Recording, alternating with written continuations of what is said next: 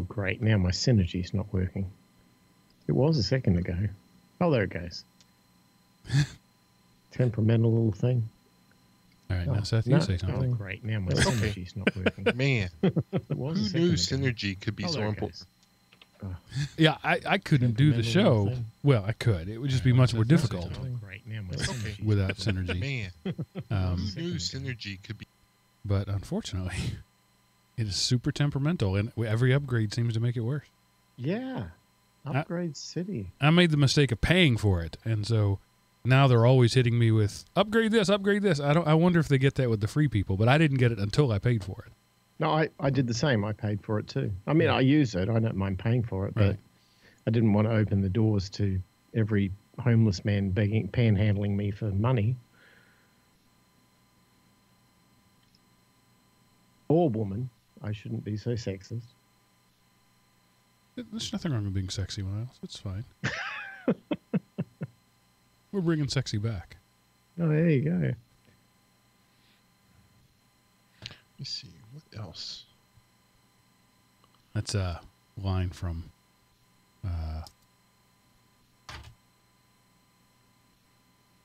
Spinal Tap. That's right. Yeah. I What's thought wrong I with being I sexy? thought I remember that. Yeah. No, sexist. You have a greased, naked woman on her knees with a hand shoving a glove in her face. Well, maybe if it was me on my knees. No, I don't think that's better. Love that movie. This one goes to 11. Anyone who's ever been in a band goes, oh yeah, been there, done that. Oh yeah, yep, done that. I don't know if it's still true, but it certainly was, in the 80s and 90s. The air traffic controller coming in over your guitar rig. That's something everybody's experienced. I think it's as true today as it was then. It never changed. All right, begin your recording devices at this time. It's on! Engaged.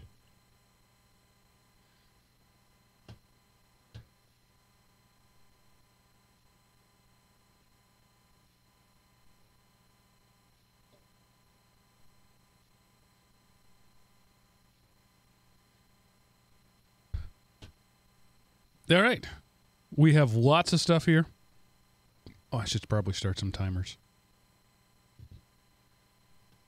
Forgot about that.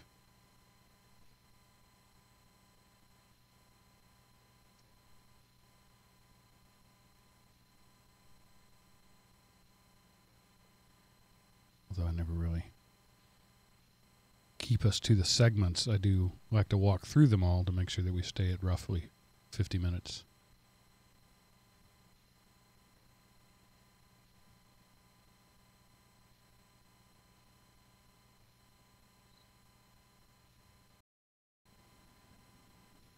I was just so excited to see a new person in the chat room.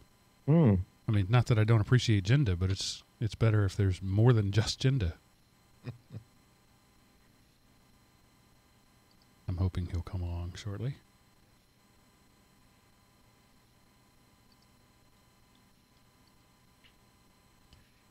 It gets better. Haven't started yet. It's not quite 7:30. Oh, our chat participant is alive. Used to have a couple of regulars that would just, turn their machines on and log into this channel, and they were there all the time. In fact, I used to do the same thing, but now I no longer sit at a PC where I can do that all day. So I think maybe because I wasn't there, they isn't there anymore either. You killed it, Mark. Yeah, well. Been doing this going on 9 years now. A few things are bound to change.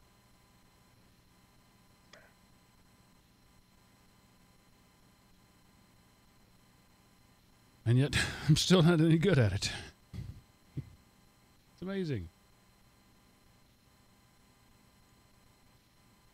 All right. Are we ready to begin, gentlemen? Oh, yeah. All right. I was born ready. Yeah. You were born helpless, just like everybody else. Yeah, Ready to cry, ready to poop. exactly. All righty.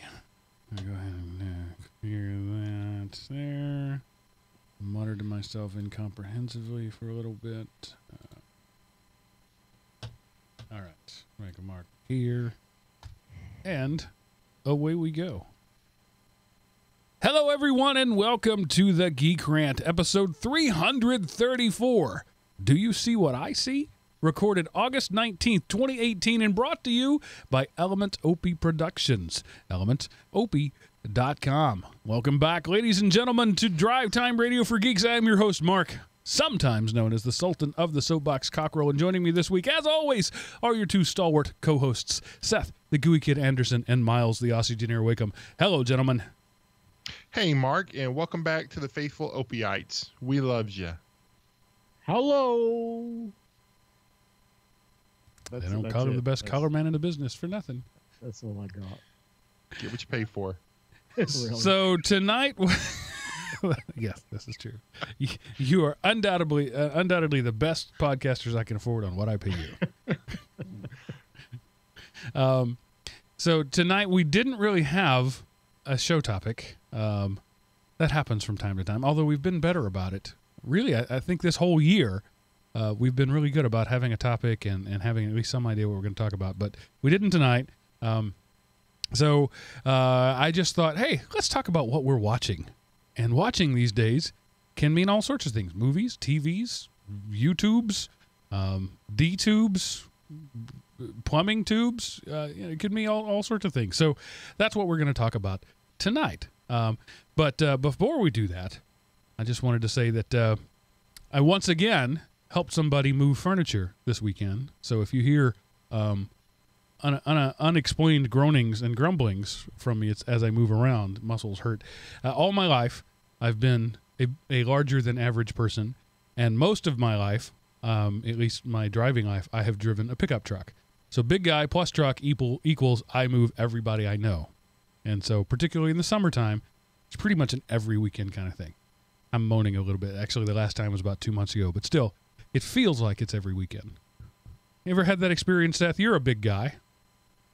Yeah, and when I had a truck, I often got tasked with moving because I also am larger than the average person. So yes, but since I enjoy it because I don't get much social interaction outside of when people need me for something. So. It's a felony in the state of Arizona to ask anybody to help you with moving in summer. I can believe that. That's funny. But everybody moves in the summer. Summer is moving season when it's the hottest, and yeah, I don't know why. It's just the way it works out. So anyway, I watched yesterday, just on a whim, The Foreigner with Jackie Chan. Seth, I know, gave a brief review of it a while back. I just want to say it was okay. It was fine. It's not really, if you sit down and turn out the lights and pop some popcorn and go to watch this movie, you're going to be disappointed with it. But if it's on while you're doing other stuff, it's a fine movie. And that's really all I got to say about that. Well, I will just reiterate that it's not a typical Jackie Chan movie. There's like one Jackie Chan scene in the movie. So you're not going to see a Jackie Chan movie. Right. You're going to see a movie that has Jackie Chan in it. He doesn't hit anybody with a ladder at any point in the movie, which is maybe the only time he's ever made a movie where he didn't hit somebody with a ladder. But it's the story of a broken down old man, essentially, who, due to a terrorist act, has lost the only thing he cares about. And then we discovered, as the story goes on, that this broken down old man isn't quite as broken down as people might have thought he would. As spoiler alert, Jackie Chan, people get punched. So it's a good movie. It's an okay movie. It's not a good movie. It's an okay movie. Jackie Chan shows a pretty good range as an actor, much more than I would have thought he was capable of. He's always been a good physical actor. Obviously, he was an acrobat. He's done all the kung fu stuff. But he's playing older than he is, and he takes on the physical movements, the sort of hunchbackness, the broken, tired demeanor. He really owns that really well, and that was my favorite part of it. It was just watching him as an actor instead of as an acrobat. So that's all I got to say about that. And then out in the movies at the theater, it's just too much stuff I want to see. I want to see Christopher Robin, because I have girls and that's a thing. Alpha is getting great reviews. Basically the story of how man domesticated wolves. Mission Impossible, it's a big spectacle movie you got to see on the screen, as is Skyscraper. I'm just kidding. I have no interest in seeing The Rock thrown out of a building. But lots of stuff going on right now. Summer blockbusters abound, and I have seen none of those things. So that's all I have to say about that. Have all the kids gone back to school in your area now? Yes. Even the private schools are pretty much started now. So the movies will kind of wane a bit, I guess, now. Well, they always do in the summer. Yeah, they're, you don't hear about the fall blockbuster season. It's a summer thing. Right. And Seth had this out there last week. I canceled it. He put it back. So he must really, truly believe that Walmart is an evil genius. Well, they really are. If you think about it, Walmart, they said they were experimenting with grocery stores in smaller settings. Basically, they opened them and operated them long enough to force the competition out, and then they promptly closed them all and said, oh, they didn't make as much money as we thought, but damage is done. All the old mom and pop grocers in small town, at least in East Texas, were put out of business by the Walmart, able to absorb those losses. And they just keep doing it. You know, you think about it, they stock just enough stuff in their hardware section to make hardware stores really expensive. You can't really ever find anything you need at a Walmart store, but dang it, they got a lot of cheap screws and cheap tools, making you, if the small time stores, they have to charge super high because nobody comes in there anymore. So they're just doing a good job of systematically wiping out the small independent consumer and just making the field ripe for conquest for Amazon, I think, because they really kind of boo-hooed their online presence. So, but other than that, they're an evil genius. It's not just Walmart. We're seeing that sort of consolidation happen all across the world in all sorts of stuff. It's just, bigger is getting bigger and smaller is disappearing. Well, and like the reason I just remembered the reason I put this in there last week is I went to Walmart on a Sunday to get my tires changed because that was just convenient because of my work schedule. But there was like 3 cars ahead of me, and it took them over 2 hours because almost nobody works in the tire department anymore. When they first opened them, there were people everywhere back there working, and if it was a 3-hour wait, it was because there was 15 cars ahead of you. But now that they've driven out the small tire shops, they don't have to have anybody there, and people will just force themselves into Walmart schedule. So systematically destroying the competition by bulking up a service, and then when they drive out the consumer, they cut the service back and force you to deal with them. So evil genius. There's a second side to that, making you wait at the tire place because you can't go anywhere because they have your car. So you might as well walk around the store and you'll probably buy something while you're there. Yeah, not disagreeing. Evil genius all around. And what did you want to say about movies in general? Used to going to the movies was a fun experience, but lately it has become 2 hours worth of a giant screen babysitting screaming children. And it is just simply not fun to go to the movies anymore because you got these 2 and 3 year olds walking around saying stuff and yelling at the screen, and then their parents saying, hush, hush, hush, be quiet. And I'm just like, why don't you shut up and deal with your children at home? Teach them how to interact socially before you force them on the public at large. So, this could just be my grumpy old man, get off my lawn. This is my one thing and you're taking it away from me. You're ruining my joy of the movies. So, or it could just be a rant. I don't know. I'm not having that experience when I go to the theaters, but I think a part of that is I choose to go to expensive theaters with, reclining seats and reserved seating. And that weeds out the babysitter class of people. If you're going to spend that much money, when I take my 5 people to the theater and then buy them even the most rudimentary snack, I've spent $100. So when you weed out the class of people that look at a cheap babysitter for $3, I think maybe it makes the difference. I don't know. I went to like the Studio Movie Grill. That's one of the more upscale, and same thing, just little children hollering and screaming and crying, and the parent will try to shush them for 5 minutes or 10 minutes before they then get up and take them out of the theater just as they finish their fit and come back in and sit down. And you're not exactly seeing kids movies either. It's like Murder, Death, Kill 3000 and there's 2-year-olds in it. Yeah. I mean, it's one thing. Okay, if I go to the Disney movie, you expect to see little kids, and you're like, okay, I know one, it's going to be weird because I'm a middle-aged man going to see this movie, but 2, I would expect there to be children in it and appropriate. But if I'm going to see an R-rated movie, I don't expect, little kids barely able to walk in the theater. It's just, like I say, parents, golly, grow up. You're not a kid sneaking into the movie theater anymore. Yeah, so that whole family movie experience, screw that! Pretty much. Miles, do you go to the movies? Do you have that experience? I haven't, I'm going to admit something that's going to be really embarrassing on this show. I haven't been to a movie for about 18 months. A movie theater. Yeah. Isn't that sick? Well, I only go 4 or 5 times a year. I don't go a lot. All right. Yeah, but mainly because I have the movie experience at home, and more and more people are getting that, and that's why theaters are having to move to that premium experience. Because that's pretty much the same thing with me. I just the amount of effort it takes to go get there on time, and usually it ends up being like a Studio Movie Grill where there's a meal involved or something. I mean, the whole thing becomes this logistical nightmare, and it's like, nah, I just turn on Netflix, I'm done. It's a sad state of affairs that it's like that, but I'm also not the sort of guy who likes paying $10 for a bag of popcorn. So I have been a movie buff all my life. My granddad actually used to refuse to take us to the movies because Seth, he remembers the days of the matinees in the 50s when it was kids running around and you'd get in for a nickel and stay all day.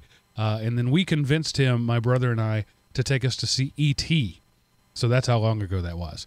And he remarked at how the movie experience had changed so dramatically. And he actually became a movie fan, and he used to take us to the movie about every week.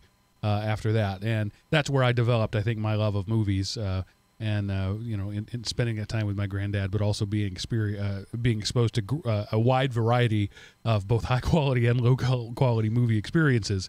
I saw E.T. and I saw Soggy Bottom USA. So both of those things there run the full gamut of the movie experience. Yeah, cool. I mean, I've still never seen E.T. I'm on the haven't seen E.T. bandwagon still. So maybe, Seth, what would fix all your problems is this lightning would just hit the theater, and maybe that would fix everything. Fix mine? Well, not really. I'm assuming that was a segue. Yes, it was. Okay. Oh, okay, right. It's monsoon season in the southwest, or the deep southwest, or wherever it is, and we get a lot of lightning storms every single night. It's been like that for the last 2 or 3 weeks. Every night it's like fireworks out there with lightning. It's crazy. Big dust storms and the whole bit. Anyway, the unthinkable happened, and a bolt of lightning hit my house, or maybe my neighbor's house, or somewhere on the street close enough where it blew out our power.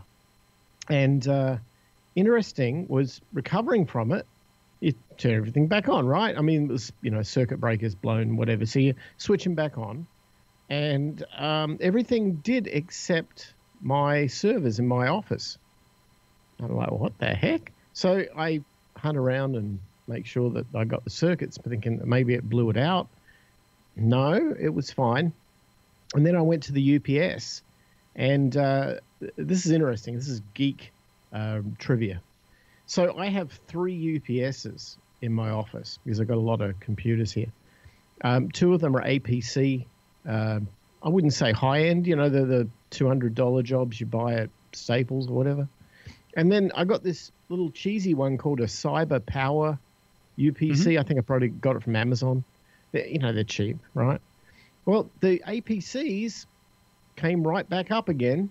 Everything's fine. But this little CyberPower one blew the crap out of it. I mean, the whole back end of the batteries were like fried and the whole... But here's the really cool thing, and why I've learned now the hard way, why you should have a UPS. When you get hit by lightning, that UPS is the best buffer you could ever have to those expensive computers. And once I replaced the UPS, put the new one in, powered everything up, it's like nothing ever happened. So there you have it. Cheap UPS will blow up, but will still protect all your expensive equipment. Yeah, they're the Secret Service of the electronics world. They take the bullet so that your computers don't have to. Well said. And Seth Winnipeg in the chat room would like to commiserate with you that he's 49 years old and he hasn't seen E.T. either. Woohoo! I would say We gotta stick together. if either of you went out to watch it right now, you'd probably be disappointed because you'd look at it with modern eyes in a dated movie. But in its day, it was one of the best. Yeah, it's kind of like Enter the Dragon, the not the Bruce Lee one, the cheesy '80s one, was great when I saw it as a kid, but as an adult, it really it looked really awful. Not to be confused with The Last Dragon, the blaxploitation movie that was just the pinnacle of its time and will always and forever be a brilliant masterpiece of bad movie making. But no, that's the one I meant. I forgot Yes. the title. As a kid, it was awesome. Yeah. But as an adult, it was awful. Yes, So- but it's awful in the best way possible. It's right up there with I'm Gonna Get You Sucker, which intended to be bad. But I'm gonna get you, sucker. The cheese holds up. The Last Dragon, it molded. That's just all there is to it. All right, and starting off the what we're watching part of the show, Seth, you mentioned the movie The Spy Who Dumped Me. So are you watching it or do you want to watch it? I went and saw it Sunday, and it would have been a better movie if every single one of the best bits had not been in the trailers I had seen. They I don't know. It's okay to give away one or two of the things, but the four things that are good make it in the trailers. It left a something to be desired. I didn't have high expectations, and those expectations weren't met. So what's worse than all the stuff being in the commercials is really good stuff being in commercials that aren't in the movies.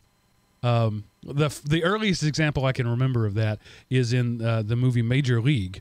There's a scene in the commercials where the pitcher and the catcher are talking, and he says, "Hey, that ball wouldn't have been out of a lot of parks." And the pitcher says, "Name one." He says, "Yellowstone." That's a funny joke. Didn't make it to the movie, and in fact, it made it to the sequel, Major League 2. They redid that whole thing, maybe because a lot of people like me pointing it out. And then there's the prime example of I've seen this before was the Michael Keaton Batman. Who directed that one? The Tim Burton. Michael Keaton, right? Yeah. Between the commercials and Taco Bell ads, we had seen everything that was good in that movie before we went to see the movie. Yep. It's sad, but it's hard. I mean, you got to bring people to the theaters, and those it's a hard job. But another one in the Infinity War, right? There's a commercial where Thanos is ripping the whichever stone it is out of Vision's head. This is not a spoiler. It's in the commercials. And he says, you don't think about enjoyment when balancing the universe, but I have to say, this is really fun. That wasn't in the movie. Great line. Didn't make it to the actual movie.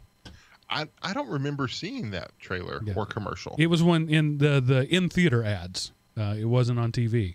But I've mentioned that to a couple of people. That, I remember seeing that ad. But anyway. So, moving on from the movies, more and more people, myself included, are turning to YouTube for actual entertainment. YouTube for a long time has been the get kicked in the crotch video storehouse and the how do I change this piece of plumbing fixture video storehouse. But now it's actually entertainment stuff. And so I'm just going to go through the what are we watching on YouTube. I have been sucked into the pitch meeting thanks to Seth when he brought the, was it Iron Man pitch meeting or I don't remember which one.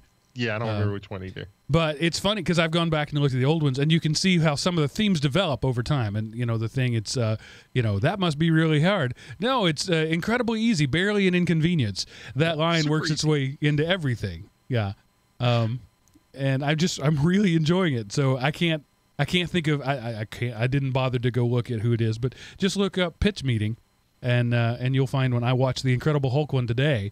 And it was really funny how they were talking about, we just did that in Iron Man, but there's going to be a some time between this one and between Iron Man and the release of this one. Really, how long? About a month. Oh, that should be fine. I just love those kind of things like that. Yeah, I've made it a point. If I haven't seen the movie, I'm not going to watch the pitch meeting because or if I've only he did one for the Fast and the Furious series. I've seen a couple of them. But I'm not going to watch it because major spoilers in the pitch meeting, by the way. Yeah, and then two that I consider on equal footing. Really, I think of them as the same thing. How It Should Have Ended and Cinema Sins. I have my movie watching experience is not complete until I've seen those two videos about a particular movie. Right, so I've seen Infinity War. But I haven't seen the Cinema Sins for Infinity War. I've seen How It Should Have Ended. So once I've seen the Cinema Sins, I can say that my movie watching experience for Infinity War is complete. Those two are just really clever, really good stuff. Cinema Sins tend to be long, 14, 15 minutes, where they literally just list everything that's wrong with a movie in a great way. And then How It Should Have Ended is as the name implies, it's this team of people saying, this really should have been over in like 3 minutes. Here's how it should have ended. And the Infinity War one was great. And the things that they were saying were things I had said to myself in the theater. I was like, why doesn't he just do this? And then it showed up on How It Should Have Ended, so I felt good about that.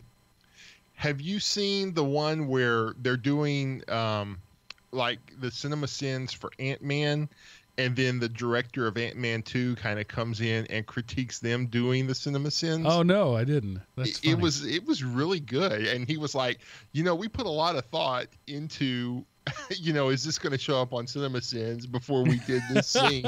And so, whereas How It Should Have Ended has almost become weighted down with its cliches. Right. It's the earlier ones to me were better, and they kind of just started.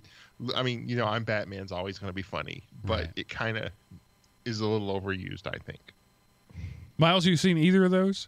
No, I haven't seen those two. I spend way too much time on YouTube, but those haven't crossed my recommended videos list yet. Well, I recommend them. So, especially if you're into movies.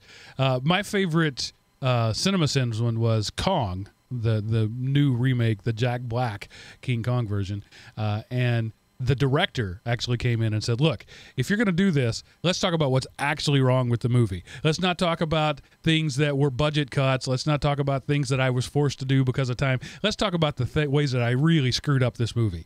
And it was really good critique, but also funny. And it was like that scene with all the helicopters, and he gets a little blue. It's like, there's no way there's too effing many helicopters there. This is King Kong fighting helicopters. More helicopters, all the time, more effing helicopters. That's not a sin. Leave me alone. That's cool. All right, so that's my YouTube. Oh, the last one I've talked about on this show before, Chase Holfelder. You could also find him in Major to Minor. He does songs where he takes a major-sounding happy song and sings it in a minor key, and often it turns really creepy. Like, for example, I'll Be Watching You. I'll be watching you every breath you take. It's a super happy movie. You put it in a minor key, and it's a stalker movie. And I mean, stalker song, and it's pretty funny. But also, he's he's gotten more money, income, and he's got a Patreon. I'm a supporter of it, by the way. And he started doing covers of other stuff, and then getting to do some really cool stuff with other artists. So he's branched out beyond the major to minor, but he's the major and minor is still the core of it. So if you're a music geek at all, Chase Holfelder is definitely somebody you should check out. And now, Seth, your YouTube list, please. All right. So today I actually finished up Dragon Ball Z Abridged. If you're a Dragon Ball Z fan, you owe it to yourself to go over to Team 4 Star and watch their Dragon Ball Z abridged series. It's adult humor, and it is just so freaking hilarious. They're over the top characterizations of everybody in Dragon Ball Z, and you miss a lot of the gags if you're not knowledgeable of the source material. But Dragon Ball Z abridged is some of the best stuff on YouTube, I think. So I know y'all aren't fans of much in the way of anime, are you? Yeah. Yeah. I'm not anti. I'm surprised I'm not an anime fan, but it didn't grab me, Yeah, but I like I say, I like it, but that's just because I'm an overgrown child. But switching to the serious side, one of the best guys I know of for like church history and apologetic stuff, his name is James White, and his ministry is Alpha and Omega Ministries. I love his YouTube chats that they do like once or twice a week. They're just so informative and so in-depth, super serious stuff, and it gets deep. I mean, he's got a PhD, and like when he teaches, it feels like, I've got to stop what I'm doing and pay attention if I want to learn, because it's like a hard college teacher giving you good information. But Alpha and Omega Ministries is something I really enjoy watching. Something else, I got to get my Weird Al fix. I go to YouTube for my Weird Al videos. That's like my exclusive home of Weird Al Yankovic in the Seth Anderson universe. And lately I've been watching a lot of off the grid living, solar power, wind power, water, all that self-sustainable stuff. That's been my YouTube diet as of late, as well as just I do general stuff as well. But those are things that I'm kind of harping on now. Yeah, I skipped over one of the things there, and it goes in with that off the grid living, is YouTube is my primary source for how to do anything. Anything I want to do, there's a YouTube video on it. I mean, it's honestly, I can't think of a time when it's ever let me down. How do I change fix the vacuum tube connection on my cruise control that I got the code from out of my app? I Googled something along those lines. Said, oh, right here you go. Just go in here, disconnect that, do that. And that was totally enough information for me to know that I'm going to take it to a mechanic. But it really tells you everything you should want to know about that sort of stuff. Super cool it's sort of I don't know that there's ever been an equivalent to it before, but it's the general storehouse of knowledge. Yeah, it's the things you used to learn from your parents and grandparents as you grew up. Now we learn it from strangers on the internet. So yay 21st century living. There might be a reason for that, though, because things got more complicated. Like I fell in the same boat. I had to change a bulb on my wife's car. I mean, a front headlight bulb, right? How simple is that? No, it's really complicated because of the way they make cars these days. And YouTube to the rescue solved my problem. Yeah. Yeah, I can't disagree with that. I mean, if you could, like, I needed to know how to do something. I don't remember what it was about a furnace, but I Googled the model of the furnace and the thing I wanted done, and the first search result was a YouTube video of a guy doing that very thing. Crazy stuff. Miles, what's your YouTube activities, or DTube in your case? Well, yeah, I mentioned last week that we got the DTube app running on my TV, or my Android box on my TV. And so, of course, this week, that's all I've been doing is digging deep into the bowels of the internet. It's interesting. The DTube's kind of what YouTube would have been back in 2006. The stuff in there was a bit sort of cheesy and stupid, and people were posting videos because they could, not because they should. And DTube's got a lot of that. But if you actually have the time to dig deep and dig underneath all of that stuff, you actually do encounter some unexpected good stuff on DTube. I can't state any particular thing. I would just say if you've got a chance to get into it and you're willing to spend a little bit of time digging, you might find something that you didn't expect to find. And often it's a positive experience. Oh, it could be a negative too, of course. But, anywho. Does DTube have a porn problem? No, because it has a filter which is actually on by default to filter out the sort of not safe for work stuff. Okay. And I've never changed. I've left it filtered, and I've not I've not suffered from doing that. So I'm happy to leave it as is. But yeah, no, it's pretty clean. All right. Yeah. So as far as the YouTube stuff goes, the stuff. I mean, I find I've got subscriptions to probably 250 channels, and often they post pretty regularly, and I tend to find that I'm watching the stuff that people post regularly. But there's a few sort of standouts. There's this couple from Texas that I discovered who have a channel. I think they call themselves Kinetic Cannons, and the only reason that I found them is that this is one of those times when I actually found a YouTube channel that worked out in real life. So the story is these guys are from Dallas, and they're young kids. I mean, they're probably 25, something like that. They got married. They decided they wanted to move to Mexico. So they moved to Mexico, and they chronicled everything on YouTube, from the move to where they live, where they, what they eat, where they shop, what the cost of living is, all that stuff. And they started in Puerto Vallarta, and then they ended up moving to Mexico City, and they ended up moving to, oh gosh, I don't know, all over the place, all over Mexico. And the weird thing is, I got hooked on their videos because they're really, really good at making videos. And we spent the entire month of June in Mexico pretty much going on their recommendation. Go there, we did, it was brilliant. Go there, we did, it was fantastic. And if anything, I've got to say thank you to these guys, because I've opened up a country and a willingness to go in deep on a place that I'd never expected to find myself because of these freaking YouTube videos. So, that's cool.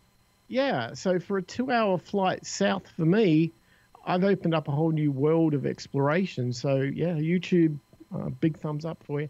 And as a result, I've been watching a lot of how to speak Spanish videos, because you kind of need to do that down there. I'm not very good at it, but again, just like I can change the headlight on my wife's car, I can, I guess, learn how to speak Spanish. And other than that, there's one other standout channel I was mentioning. There's a guy here in Arizona. He's originally from Chicago, but he moved here, and he has a channel called Global Voodoo, which has nothing to do with anything. I don't know why he called it that. He's a reseller. What he does, he goes into like Goodwills and Savers, and sometimes he buys storage lockers that people are selling or whatever, and he videos everything from the purchase of the stuff he buys all the way through to selling the stuff on eBay. And this guy makes mega bucks doing this stuff. And when I start, and he's so encouraging about other people getting into reselling that you get kind of addicted to it. And I found myself just buying stuff and selling it. And he's right. You make a ton of money if you know what to buy. And it's opened up a whole kind of like a little side hustle thing.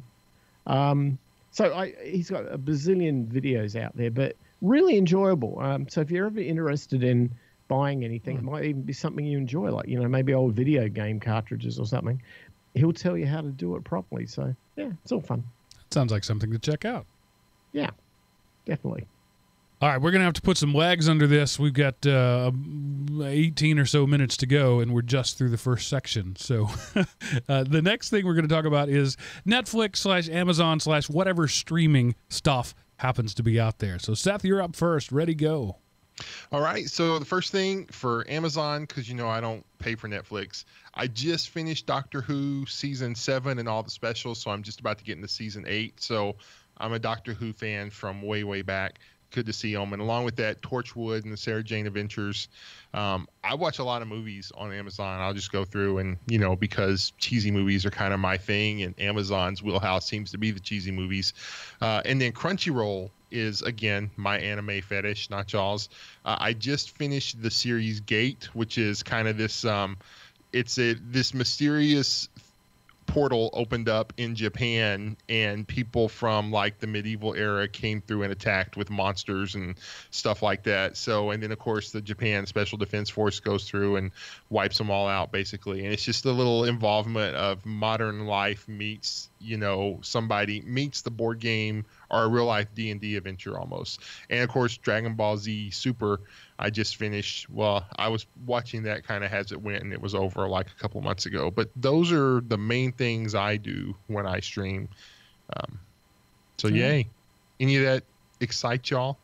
No, it's amazing how diverse our tastes are. We agree on so much, and yet nothing you've said there is at all interesting to me. Oh, I love Torchwood. Torchwood's awesome. It's a pity they stopped making it. Did you see the Miracle Day, the one they did in conjunction with Showtime? Yep, I did. The whole thing. I think I saw it from the first one to the very end and loved every one of them. I thought they were fantastic. All right. So maybe with the recommendation from the two of you, I'll have to go check it out because it's on Amazon and I've got Amazon. The so funny Miles, thing is, well, just to finish that up, it's supposed to be a spin-off from Doctor Who. It actually has nothing to do with Doctor Who. Well, it does in story, but in production, it's far more like an American, sci-fi thriller than it is a Doctor Who series. Well, as long as we're talking about non-American TV, you watch a lot more than that than I do, being that you're not from America by birth. I imagine that has something to do with it. Maybe I don't know how stuff sort of filters into my world from weird places, but I tell you, I watched a series from 2000. I think it was like 2013, 2014, where it first came out, called Utopia, and it was a British series. And oh man, okay, so it's uber violent. I mean, really, it's kind of what was that cyber thing you were watching earlier this year, Mark? That was really violent. Altered Carbon. Yes. Okay, it's at that level, but much more sinister. And when you least expect it, somebody's head will blow up. It's kind of really hardcore, but the really cool thing about it is that for geeks, the storyline is incredible. So a very, very quick story on this. It's about a bunch of guys who get on some chat room on the internet because they're all into a comic book. And this comic book was called the Utopia Manuscript. And it's this incredible artwork. It's amazing comics. They all get together like, kind of Comic-Con fans of this thing. And they get together and find out that they've accidentally stumbled into this super hardcore deep state crime sci-fi cyber world, and they're all going to get killed. And it turns into this horrible story about why, and it's just an amazing story. If you like dark, really, really deep, hard thinking and geekery all rolled up into one with a lot of hardcore violence, this is the show for you. Now, the interesting thing is they only did 2 series of it. When they finished the second series, they were supposed to do a third, and they had their funding pulled. And when you see one of these shows, you'll realize why. Each show is made like a Oscar award-winning movie. I mean, the budget is out of control. But what happened was Amazon picked it up. And they just announced earlier this year they're going to continue this series under Amazon's budget going forward. And I believe that Series 3 is about to come out this year. So I'm kind of jonesing for that. But these two are absolutely amazing. But don't have kids around when you watch it. It's pretty violent. Okay. All right. So I will move on to my list. The stuff that's just in the background while you're brushing your teeth or whatever. Cheers and Friends. Classic 80s, 90s television. We've seen it all. We don't have to pay that much attention to it. So that's something my wife and I do. Jessica Jones, season 2.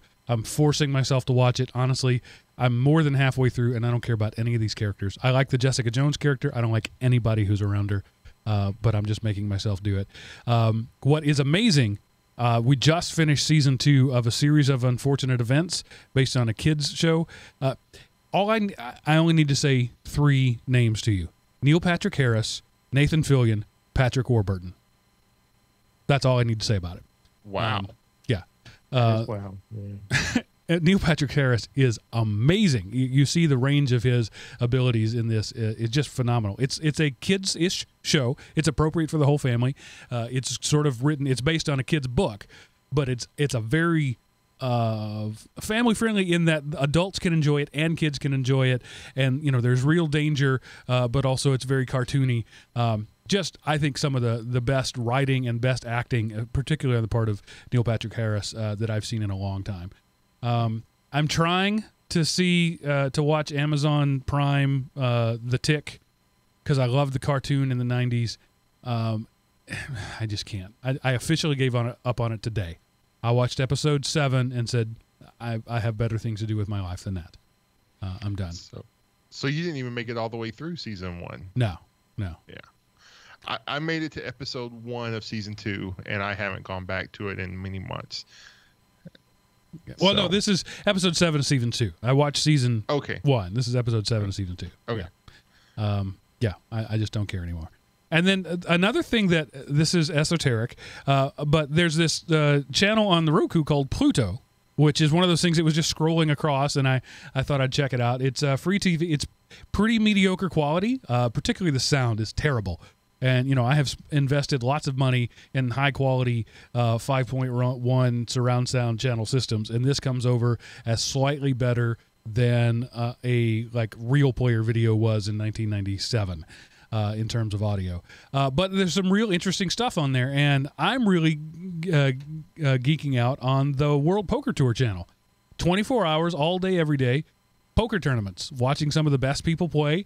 Most of it's old, some of it's more recent, and it's just a lot of fun for me because I'm a poker enthusiast. So when I don't have anything else to watch, or when I don't want to watch, invest in a story or anything like that, I just turn on Pluto and watch. For me, it's the World Poker Tour app. There's a lot of other stuff on there, but that's what interests me. Any comments on any of that? I mean, I went through a phase where I love to watch the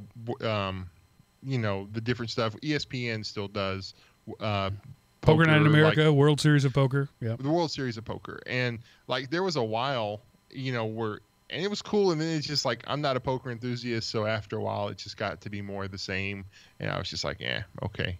Yeah, there was a TV show. Oh God, I can't remember what it was on. It was a couple of years back. And I think it was called something like 3 months, $3 million, something like that. And it was about a bunch of kids who got put in a kind of reality house, like a Big Brother thing in Vegas. And they were all online poker players. And the goal was they had to make $3 million, or I think it was something like that, in a very small period of time. And I mean, I thought, who could do that, right? Who could make $3 million or even $1 million? It happens all the time. Yeah. I couldn't believe it.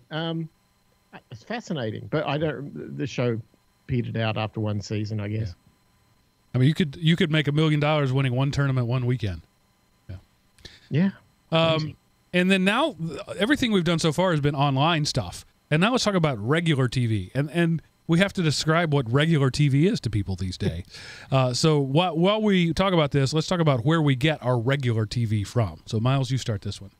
Well, I just canceled my DirecTV again. They really pissed me off this time. I got a bill. I canceled it last year, and then motorsports.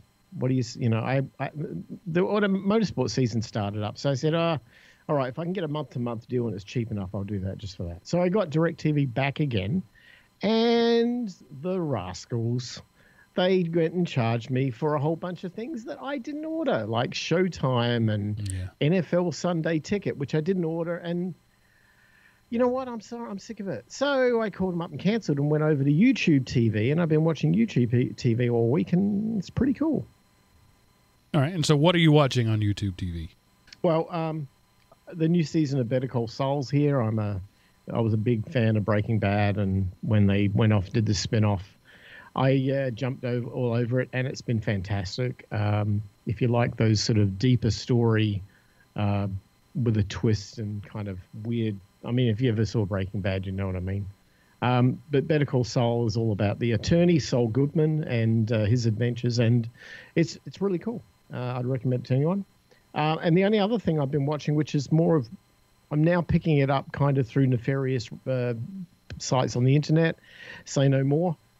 Because I can't get it on YouTube TV because they don't have the A&E channel. Google is Live PD. I love me Live PD every Friday night and every Saturday night. I'm there watching people get arrested, loving it. I don't know what's so addictive about that show, but man, it hooked me. So yeah, it's part of my life now. All right. So I get my TV from two sources primarily. I have a TiVo, just an antenna stuck in the attic, and it records on the TiVo. And I use PlayStation View on the Roku's. And so one of my favorite things is a show on, I believe it's Fox. It's amazing. I don't even know anymore. You know, you just look for things and it just shows up. It's a different world. It's called Penn and Teller Fool Us. The magicians, Penn and Teller, they invite people over and they do a trick, and Penn and Teller try to figure out if they know how to do it. And if they do, that's it. Everybody had a good time and they leave. If they don't, they give them the big "You Fooled Us" trophy, which is a big F and a U. So F you fooled us.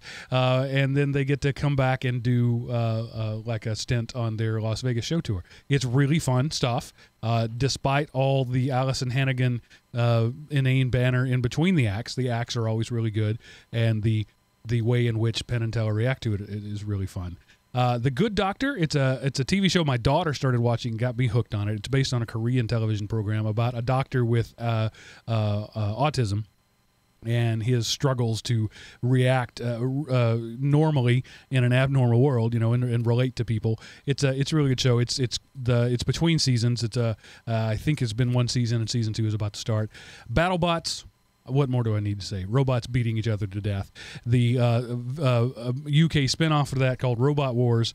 I'm watching both of those. Flipping Virgins, despite the name, is totally family friendly. It's an Atlanta-based show where a contractor with years of experience takes people who've never flipped a house before and walks them through flipping a house. I enjoy that sort of stuff. And then American Ninja Warrior. People climbing up walls and doing crazy stuff.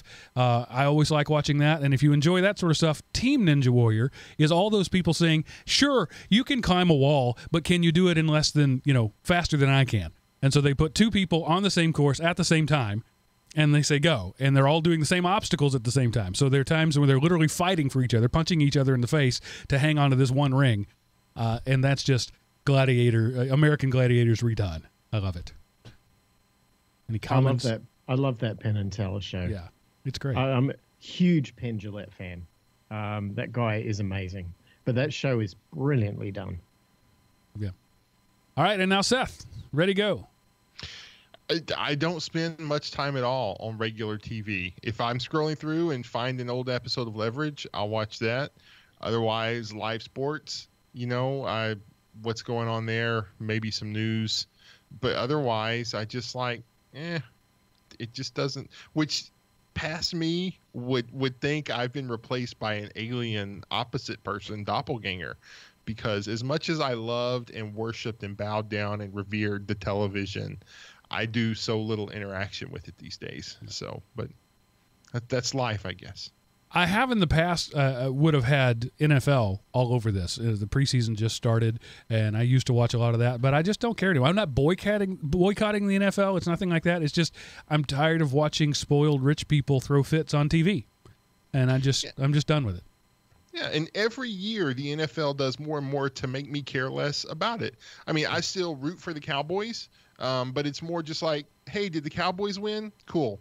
It's like, I remember as a kid, I used to just sit in front of the screen watching Monday Night Football because Howard Cosell would do the halftime highlights and he would recap all the other games. And I was like, oh, I want to see, show me that. And now it's just like, okay, what was the score? What was the score? What was the score? Okay, good. I'm good. See you next week. So, yep, I'm right there with you.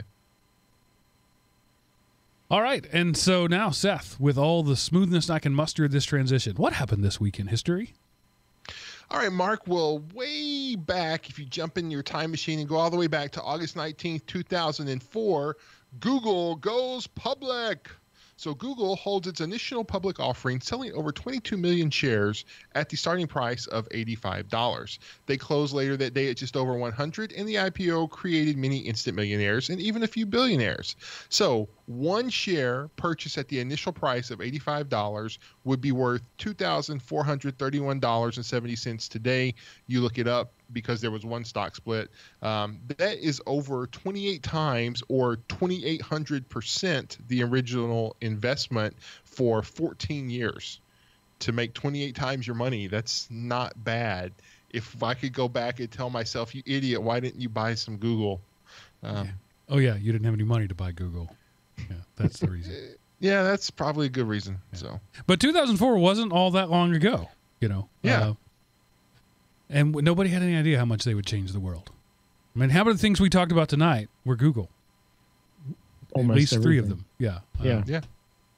All right, and now, Seth, what do you have to lower my productivity, thus making you seem like a better hiring option? Although I don't know why you're still doing that because you have a job now. Well, hey, I mean, you've got to come up with some other way to introduce it. That's all on you. So this is, man, if you're really desperate to find that one sock that you took off and lost, you can go to unclaimedbaggage.com. This is a place in Alabama that acquires lost luggage and sells it in a massive way. So unclaimedluggage.com, if you want to make, who knows, maybe you can find an iPad that somebody lost and snap it up quickly, or dresses or suitcases or cameras or whatever. So unclaimedbaggage.com. Looks like you actually have to go to Alabama to get it, though. Doesn't look like they sell online. Yeah, that's true. But hey, if you're desperate, you're desperate. That's right. That sock meant a lot to me. Yep. All right, this is the part of the show where I tell you how you can feedback to us. You go to elementop.com, click the Contact Us button at the top of the page, answer the world's hardest CAPTCHA, fill out the form there, and that sends an email that gets priority in my inbox, and we will most likely at least discuss your stuff, if not read it on the air. You can also dial 559-IMOP, leave us a recording on our Google Voice box, another Google thing, and we will probably play it on the air because we haven't had one of those in a long time. As always, we encourage you to support us monetarily by going to patreon.com/ no, that's the other show. Patreon.com/elementop or elementop.com/Patreon. See how that works. And we appreciate that. You could always just send me some Bitcoin. That's still a thing out there, not worth as much as it used to, so maybe you're more willing to part with it. But we appreciate you being the listener. We appreciate you hanging out with us. Thanks to those who were in the chat room with us tonight. That's always a pleasure. And Miles, Seth, as always, thank you for being the best host I can afford on what I pay you.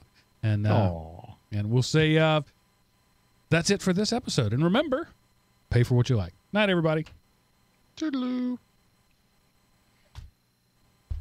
All right, I had to ram that last couple of minutes in there, but we made it. Yeah, we did. What was that, 55 minutes? Yeah, well, we didn't start recording right away, so probably 53, 52 and a half. Yeah, it's pretty good. Yeah. That's pretty good. Very cool.